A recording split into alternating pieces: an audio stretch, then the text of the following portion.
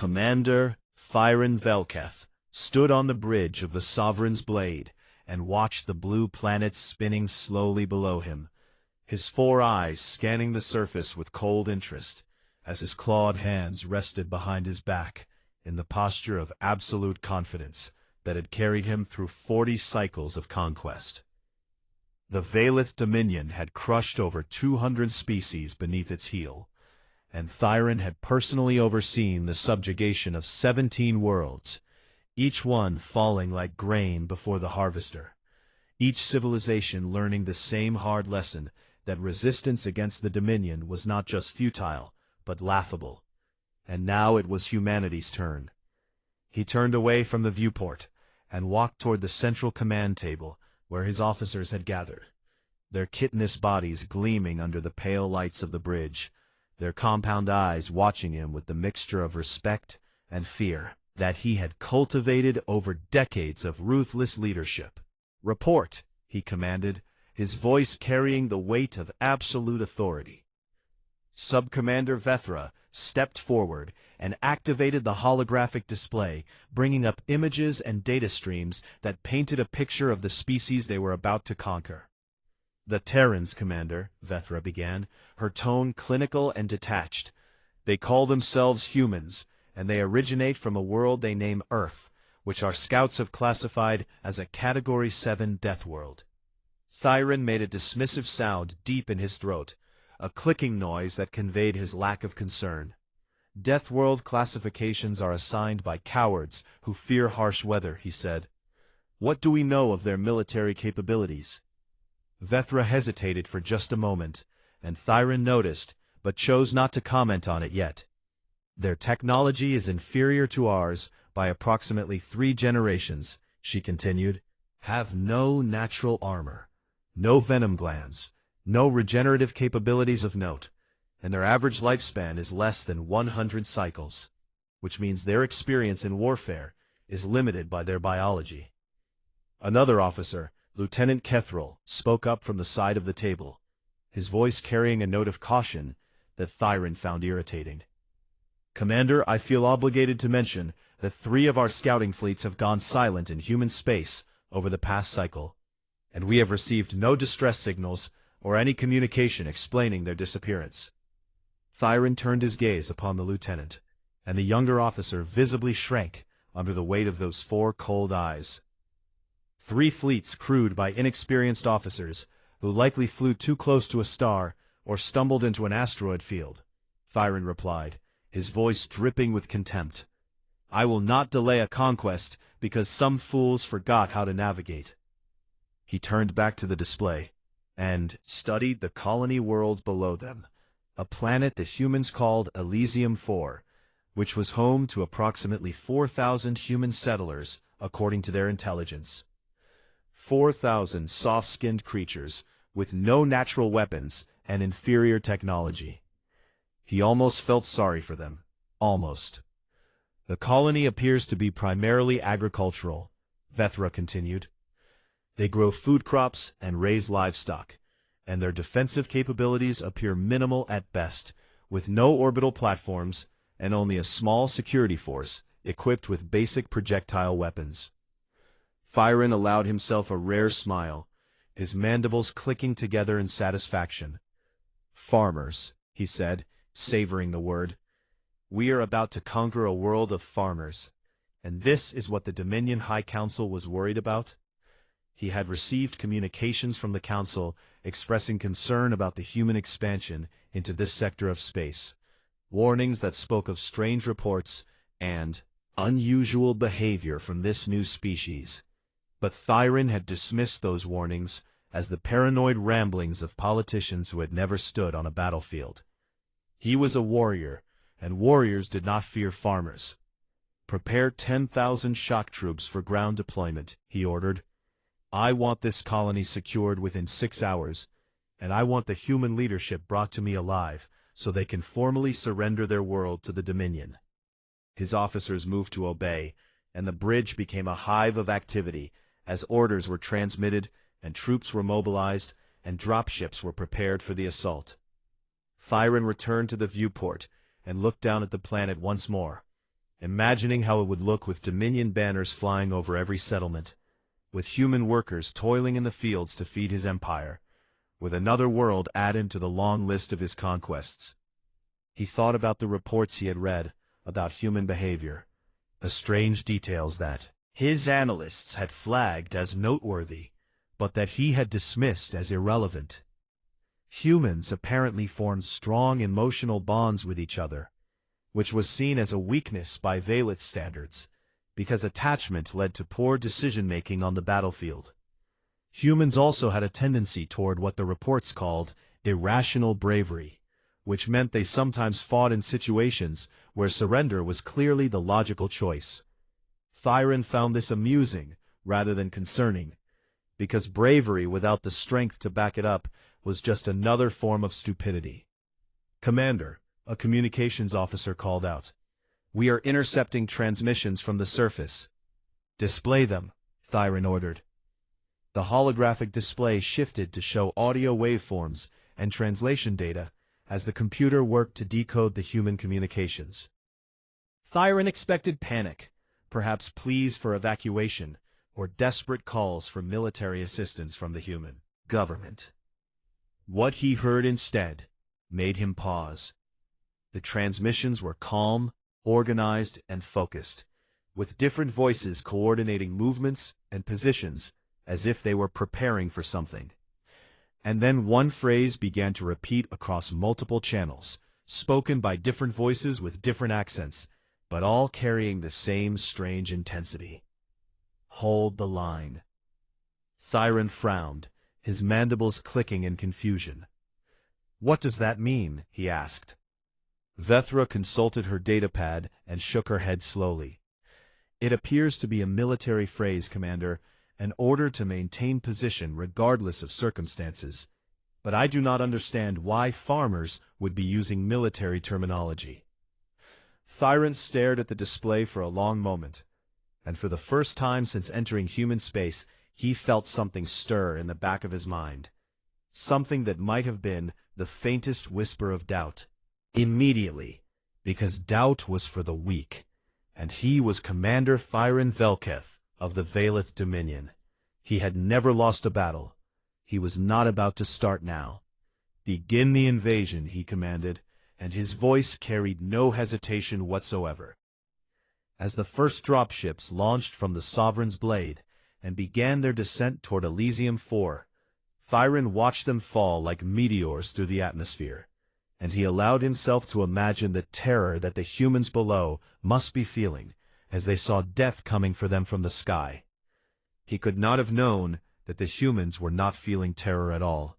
He could not have known that down on the surface, men and women were checking weapons and sharing grim smiles and telling each other stories about ancestors who had faced worse odds and still refused to break. He could not have known that the phrase "hold the line" was not just an order, but a promise, a declaration that this ground would be paid for in blood. He would learn soon enough. They all would. The dropships hit the ground at dawn, and Commander Thyron watched the assault unfold from the bridge of the Sovereign's Blade through dozens of camera feeds that showed his soldiers pouring out onto the green fields of Elysium 4 like a black tide of chitinous armor and plasma rifles. 10,000 of the Dominion's finest shock troops against 4,000 farmers. It should have been over in minutes. The first reports came back positive, with squad leaders announcing that human structures were falling easily under plasma bombardment, and that the colonists were scattering before the Valith advance. Thyron nodded with satisfaction and turned to discuss logistics with his supply officer, already thinking ahead to the occupation phase and the processing of human workers for labor assignments. Then the reports stopped coming. He turned back to the communication station and frowned at the officer manning it. "Why have the ground teams gone silent?" he demanded. The officer's claws clicked nervously across his console as he tried to establish contact. "I am attempting to restore communication, Commander, but I am receiving only static from multiple units." Thyron felt the first stirring of irritation because silence on a battlefield was never a good sign, and he had expected this conquest to be smooth and simple. "Get me visual feeds," he ordered. The holographic display flickered, and then filled with images that made Thyron's 4 eyes widen in disbelief. The humans were not scattering. They were fighting. He watched a camera feed from a soldier's helmet as a group of human civilians, actual farmers in work clothes covered in dirt, charged a Valith position with nothing but tools in their hands. They should have been cut down immediately, but they moved with a speed and ferocity that caught the soldiers off guard. And, before the squad could regroup, the humans were among them, swinging metal implements with savage strength. The feed cut to static as the soldier fell. Another feed showed a female human, her arm clearly broken and hanging at an unnatural angle, using her remaining good arm to fire a primitive projectile weapon at advancing troops. She took 3 plasma burns to her torso and kept firing. She took another hit to her leg and dropped to one knee, but did not stop. Finally, a Valith soldier closed the distance to finish her, and that was when she smiled and revealed the explosive device strapped beneath her clothing. The explosion took out the soldier and 4 of his companions. Thyron stared at the display in complete silence, his mind struggling to process what he was seeing. "Commander," Vethra said quietly from beside him, "I am receiving casualty reports from the surface." "How many?" Thyron asked, though part of him did not want to. "We have lost 300 soldiers in the first hour alone. 300 against farmers in 60 minutes. Thyron gripped the edge of the command table so hard that his claws left marks in the metal. "That is impossible," he said. "They have no training, no proper weapons. No, Commander, you need to see this." The display shifted to show a new feed, this one from a reconnaissance drone flying over what had been the main settlement of the colony. The settlement was now a war zone, with buildings burning and debris scattered across the streets, but that was not what caught Thyron's attention. What caught his attention was the human standing in the middle of the carnage.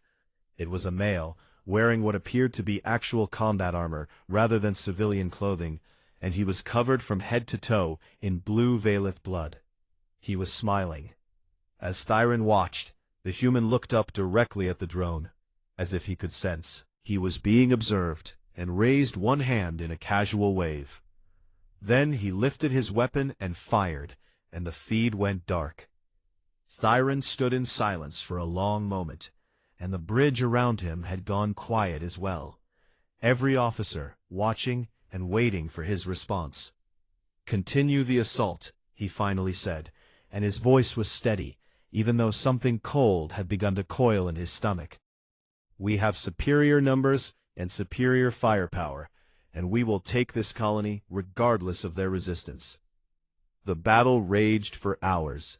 Thyron watched it unfold through whatever camera feeds remained operational, and with each passing hour, his confusion deepened into something that felt dangerously close to fear. The humans did not fight like any species he had ever encountered. They did not form defensive lines, or retreat to fortified positions, or sue for peace when the situation became hopeless. Instead, they scattered into small groups and struck from shadows and vanished before his soldiers could respond. They turned every building into a trap, and every street into an ambush. They fought with weapons that should not have been effective against Valith armor, and when their weapons ran empty, they fought with knives and rocks and their bare hands. And they kept coming. No matter how many fell, more seemed to appear. And Thyron began to realize with growing horror that the 4,000 colonists must have included a significant number of actual soldiers. Veterans who had been living among the farmers and waiting for exactly this moment. By sunset, the colony had been secured, or at least the Valith controlled the major structures, and had driven the surviving humans into the surrounding wilderness. But the cost had been catastrophic. "Final casualty report, Commander," Vethra said, and her voice was hollow in a way Thyron had never heard before. "We lost 1,300 soldiers in the assault, with another 400 wounded severely enough to require evacuation. 1,300 dead against farmers. Thyron said nothing for a long time, and when he finally spoke, his voice was barely above a whisper. How is this possible? Vethra pulled up data on her display and scrolled through analysis reports that their tactical AI had generated during the battle. The humans appear to have a biological response to extreme stress that increases their physical capabilities rather than decreasing them, she said. Their bodies release chemical compounds that suppress pain and fear and increase strength and aggression. They also demonstrate what our AI has classified as pack bonding behavior, which means they fight harder to protect each other than they do to protect themselves, and they are willing to sacrifice their own lives if it means taking enemies with them. Device, dying with a smile on her face because she knew her death meant something. There is one more thing, Commander, Vethra said, and her voice had dropped even lower. The humans who survived the battle have retreated into the forests and mountains surrounding the colony, and our sensors indicate they are regrouping rather than fleeing. They are not running away. They are preparing to come back. Thyron looked at the planet below him, at the smoke rising from the colony that had cost him so dearly to capture, and for the first time in his long career, he wondered if he had made a terrible mistake. Somewhere down there in the darkness, humans were sharpening their weapons and counting their ammunition and making plans. Humanity in combat. And the moment I felt true terror. Commander Thyron made the decision to descend to the surface on the third day, because he needed to see the battlefield with his own eyes. Needed to understand how a colony of farmers had killed more of his soldiers than the last 5 conquests combined. The shuttle touched down in the central square of the main settlement, and Thyron stepped out into air that smelled of smoke and death and something else that his senses could not quite identify. It smelled like anger. He walked through the streets with an escort of 20 heavily armed soldiers, and everywhere he looked, he saw evidence of the battle that had raged here. Burned buildings and shattered vehicles, and the bodies of Valith soldiers that had not yet been collected for proper disposal. But there was something wrong with the bodies, something that made Thyron stop and kneel down to examine one of them more closely. The soldier had been killed by a projectile weapon. That much was clear from the entry wound in his chest. But that was not what had ended his life. Someone had come along afterward and finished him with a blade, a precise cut across the throat that would have ensured death, even if the soldier had somehow survived the initial wound. Thyron moved to another body and found the same thing, and another, and another. They executed the wounded, he said, and his voice was quiet with something that might have been shock. They walked through the battlefield and killed every soldier who had not already died. His escort commander, a veteran named Kethros, shifted uncomfortably beside him. Sir, humans appear to have a concept they call no quarter, which means taking no prisoners and showing no mercy, and they applied it systematically after the battle ended. Thyron stood up slowly and looked around at the silent streets, at the windows that might hide watching eyes, at the shadows that suddenly seemed much darker than before. Take me to the prisoner, he ordered. They had captured one human soldier during the battle, a young male who had been knocked unconscious by a plasma blast that should have killed him, but somehow did not. The prisoner was being held in what had been a storage building, now converted into an interrogation facility, and Thyron entered to find a scene that made him stop in the doorway with surprise. The human was sitting calmly on a metal chair, his hands bound behind him and his feet shackled to the floor, and he was missing his right arm from the elbow down. The wound had been cauterized by the plasma that took the limb, but it was still a horrific injury that should have left the human screaming in agony, or at least unconscious from shock. Instead, he was awake and alert and watching Thyron with eyes that held no fear at all. You must be the commander, the human said, and his voice was steady and conversational. I figured you would come down eventually, and I have been looking forward to meeting you." Thyron approached slowly and studied the creature before him, trying to understand how something so small and fragile could be so dangerous. "You are called Sergeant Cole Reyes," Thyron said, reading from the identification they had pulled from the human's uniform. "You are a soldier." "That is correct." "How many soldiers were hidden among the colonists?" Reyes smiled, and it was not a friendly expression. "Enough." Thyron felt his mandibles click with frustration, but he controlled his temper and tried a different approach. "Your people have fought well, but you must understand that resistance is pointless, because the Dominion controls hundreds of worlds and has millions of soldiers, and this one colony cannot stand against such power." "You are right," Reyes agreed, and his easy admission surprised Thyron. "This colony cannot stand against you, and eventually you will kill everyone here. But that does not matter." Thyron frowned, not understanding. "Explain." Reyes leaned forward as much as his restraints would allow, and his eyes locked onto Thyron's with an intensity that made the commander want to step back. "Do you know how humans became the dominant species on our homeworld?" Reyes asked. "We were not the strongest, or the fastest, or the most dangerous, because our planet was full of creatures that could tear us apart with ease. But we had one advantage that nothing else had. We do not stop." Thyron said nothing, waiting for the human to continue. "Our ancestors hunted by following prey for days without rest, walking and walking and walking until the animal collapsed from exhaustion, because humans can keep going long after other creatures would have died. We call it persistence hunting, and it is built into our DNA, into the very core of what we are." Reyes smiled again, and this time the expression sent a chill through Thyron's cold blood. "You might win this battle, Commander, but you cannot win this war, because we will keep coming, and we will never stop, and we will chase you across the galaxy until one of us is extinct. You are not the hunters here. You are the prey." Thyron wanted to dismiss the words as empty bravado, wanted to laugh and walk away and forget this conversation ever happened, but something in the human's eyes made that impossible. This creature believed every word he was saying, and worse, Thyron was starting to believe it too.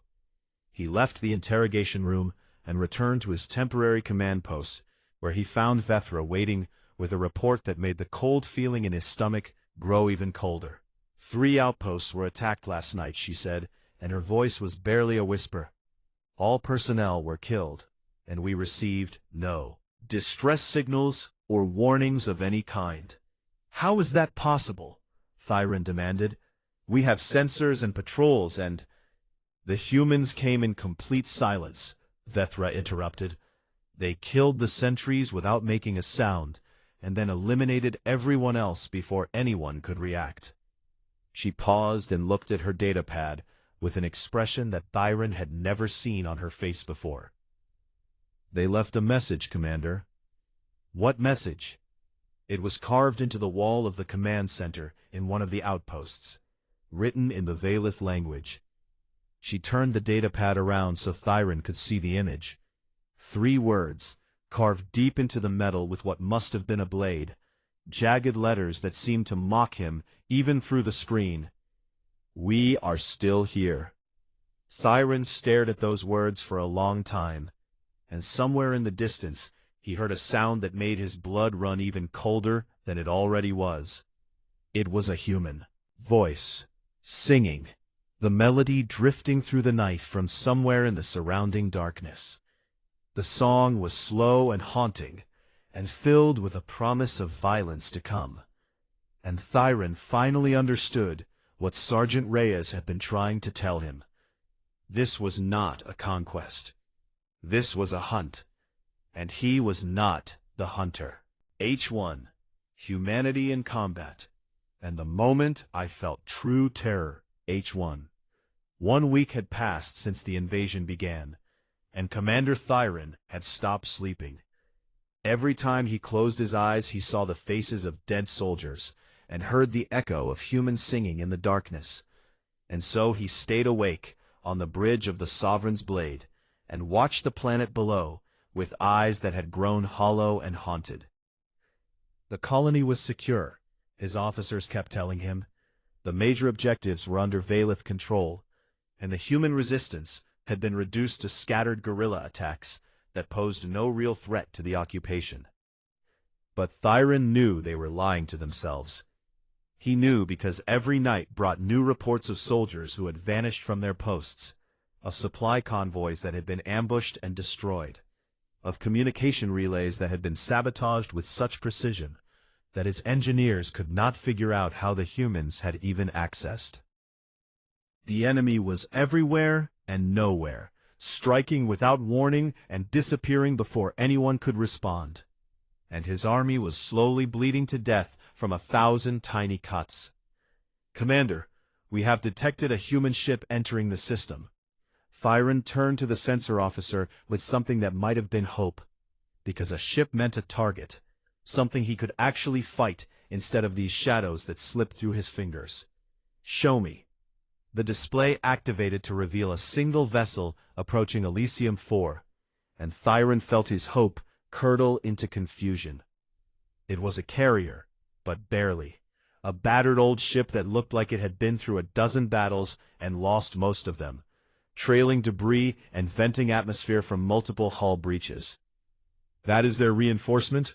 Vethra asked, and there was disbelief in her voice. "One damaged carrier against our entire fleet?" "Scan for additional vessels," Thyron ordered, and the crew began to search for more incoming ships. This must be a diversion for a larger force, but there was no larger force. There was only this one wounded ship, limping toward them like a dying animal dragging itself home. And that made no sense at all. "They are transmitting," the communications officer announced. "Audio only. Play it." The bridge speakers crackled to life, and instead of words or demands or pleas for mercy, what filled the air was music. Loud, aggressive, pounding music with a driving rhythm that seemed designed to shake the walls and rattle the bones, accompanied by human voices shouting words that the translators struggled to interpret. "Analysis indicates this is a form of human war music," Vethra reported, studying her console with a frown. "They call it heavy metal, and it appears to be designed to induce aggressive emotional states in the listener." "They are playing music at us," Thyron said slowly, "instead of negotiating or retreating or doing anything. Logical. They are playing music." "Yes, Commander."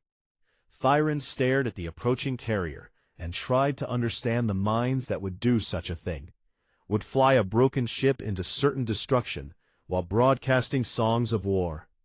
And then he understood. They were not afraid. They were not desperate. They were enjoying this. The realization hit him like a physical blow, and he gripped the edge of his command table as the implications cascaded through his mind.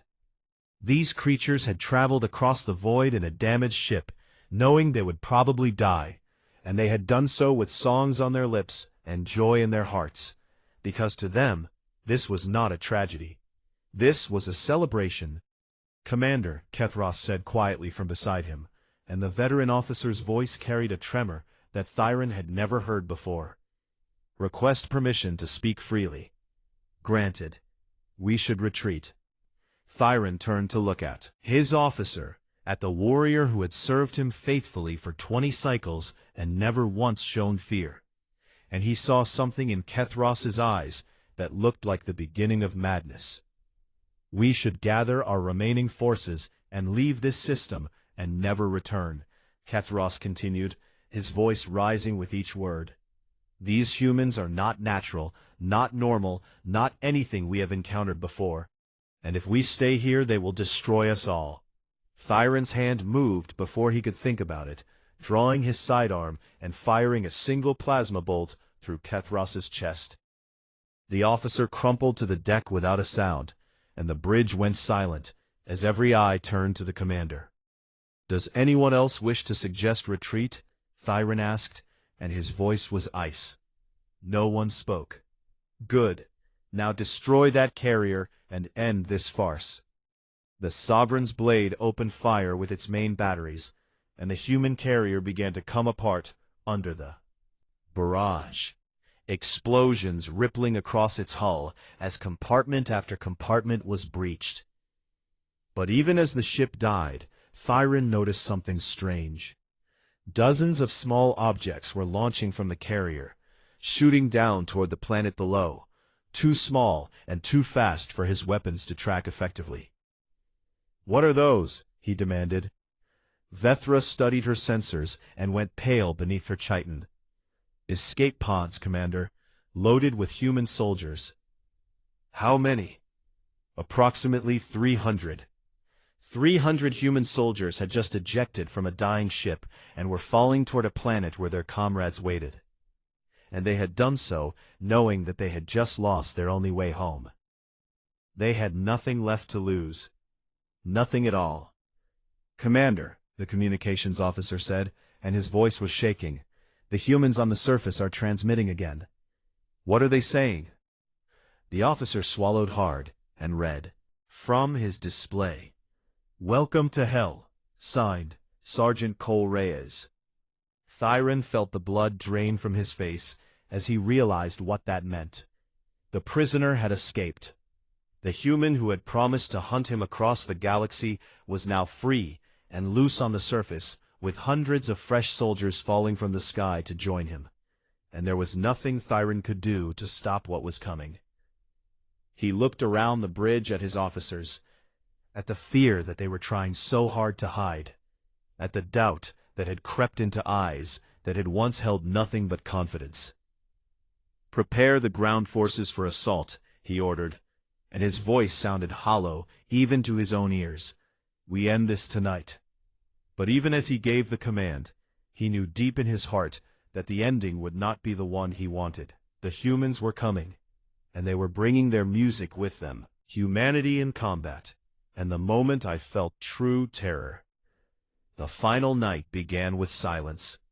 Commander Thyron sat in his command bunker on the surface of Elysium 4, surrounded by screens that showed him nothing and sensors that told him lies, because the humans had learned to move like ghosts, and his technology could not find them. He had brought 2,000 soldiers down from orbit to reinforce the ground forces, and he had fortified the main settlement with every defensive measure he could devise, and on paper he was winning. The territory was his, the colony was his, the victory was his, but his soldiers would not patrol at night anymore. They huddled in their bunkers and jumped at every sound, and when he demanded to know why they were acting like frightened children, they told him stories that made his blood run cold. Stories of sentries who vanished without a trace, their posts found empty except for a single word scratched into the ground. Soon. Stories of soldiers who heard footsteps behind them in the darkness, slow and deliberate, footsteps that seemed to match their own pace exactly, no matter how fast they walked. Stories of a human voice singing softly just outside the perimeter, the same haunting melody, night after night, always close enough to hear, but never close enough to find. The humans were not just fighting them. They were breaking them. Thyron had not eaten in 2 days, and had not slept in 4, and he could feel his grip on reality starting to slip, could feel the fear that he had denied for so long, finally beginning to sink its claws into his mind. A transmission came through on the emergency channel, and Thyron nearly knocked over his chair in his hurry to answer it. "Commander Thyron," said a familiar voice, calm and almost friendly. "It has been a while." "Reyes," Thyron whispered, and the name came out like a curse. "I wanted to call and let you know that this is your last night on this world," the human continued. "Not because I have to tell you, but because I want you to understand what is about to happen." "You are beaten," Thyron snarled. "You have lost your ship, lost your reinforcements, lost everything, and you dare to threaten me?" "I am not threatening you, Commander. I am making you a promise."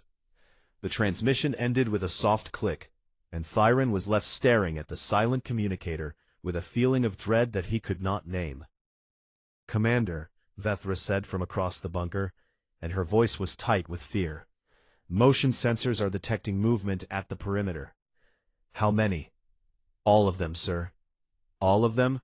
"Every sensor we have is showing contacts, hundreds of them, surrounding the entire settlement." Thyron pulled up the display and saw what she meant.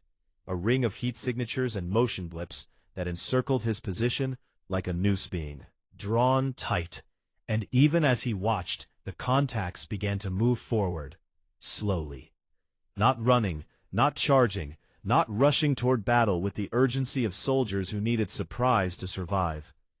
Just walking.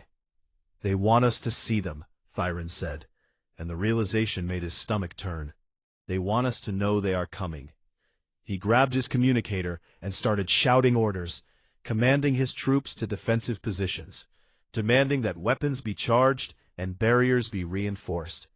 But even as he spoke, he could hear the panic in the voices that answered him. And then the lights went out. Every lamp, every screen, every piece of technology in the bunker died at once, plunging Thyron into darkness so complete that he could not see his own hand in front of his face. Emergency backups should have kicked in immediately, but they did not. Nothing worked. "Report!" Thyron screamed into the darkness. "Someone tell me what is happening." And then he heard it. Footsteps.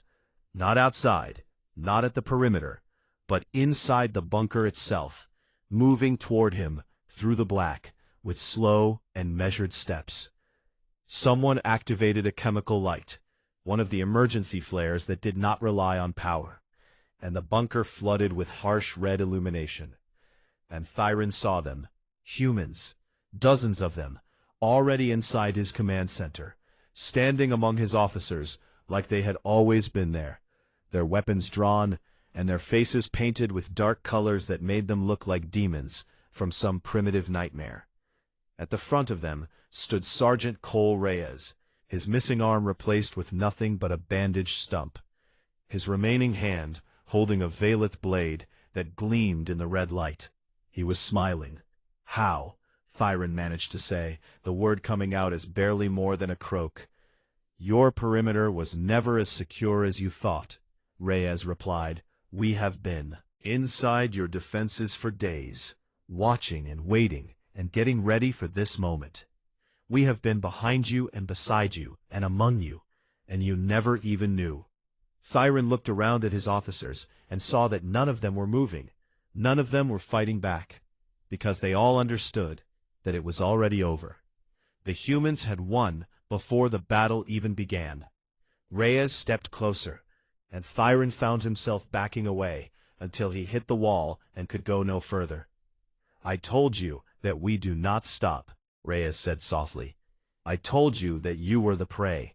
Did you think I was lying?" "Kill me then," Thyron spat, trying to find some last shred of dignity. "End this and be done with it." But Reyes shook his head. "I am not going to kill you, Commander. I am going to let you live." Thyron blinked in confusion, not understanding. "You are going to get in your shuttle and fly back to your flagship. Are going to run. Run all the way back to your dominion and tell them exactly what happened here.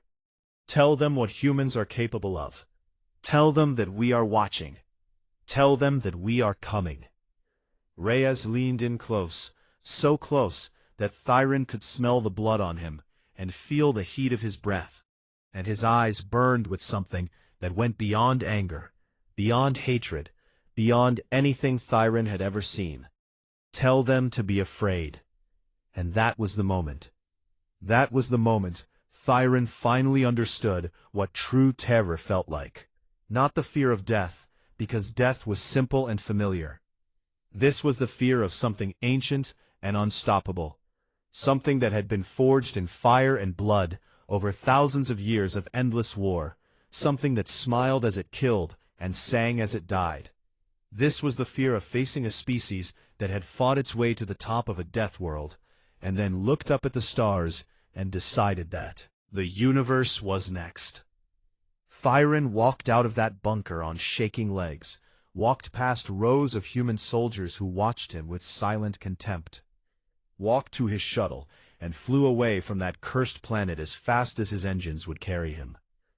And as he broke atmosphere and looked back at Elysium 4 one final time, he saw the fires burning across the surface, bonfires lit by human hands, and he heard the songs rising up from below, carried somehow across the void by speakers the humans had salvaged from their fallen ships. They were celebrating, they were singing, they were already preparing for the next war. And Commander Thyron Velketh, who had conquered 17 worlds and crushed 200 species beneath his heel, put his head in his clawed hands and wept like a child. Because he knew now what the universe would soon learn. Humanity had arrived.